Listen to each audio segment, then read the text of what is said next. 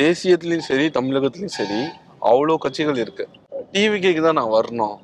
இப்போ ஒரு சில அதிகாரிகள், ஒரு சில முக்கிய பிரமுகர்கள்லாம் பாலிடிக்ஸ் வரும்போது, எனக்கு இவருடைய கொள்கை பிடிக்கும், இந்த தலைவருடைய ஸ்பீச் பிடிக்கும், இந்த அரசியல் கட்சினால தான் இந்த சமுதாயத்தில் இவ்வளோ மாற்றங்கள்லாம் வந்தது, ஸோ இதனால இந்த கட்சிக்கு நான் போகிறேன், இப்படிலாம் இருக்கும்ல.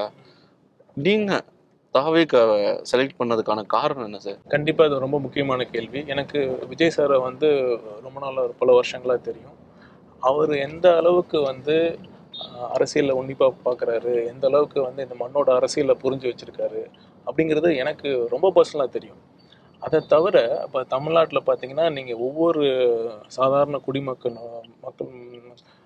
மக்களுக்கும் என்னென்னா அவங்க வந்து கடந்த 50 வருஷத்துக்கு மேலே வந்து யார் ஆட்சி பண்ணியிருக்காங்க, இவங்கள விட்டா அவங்க, அவங்கள விட்டா இவங்கங்கிற வந்து ஒரு விரக்தியில தான் இருக்காங்க. யாராச்சும் வரமாட்டாங்களா, ஒரு மாற்றத்தை எதிர்பார்த்து தான் காத்துட்டு இருக்காங்க. ஸோ அந்த மாதிரி சூழ்நிலையில வந்து நம்ம வந்து புதுசாக செய்கிறப்ப நம்ம வந்து ஆரம்பத்துல இருந்து நம்ம கரெக்டாக செய்யணும்.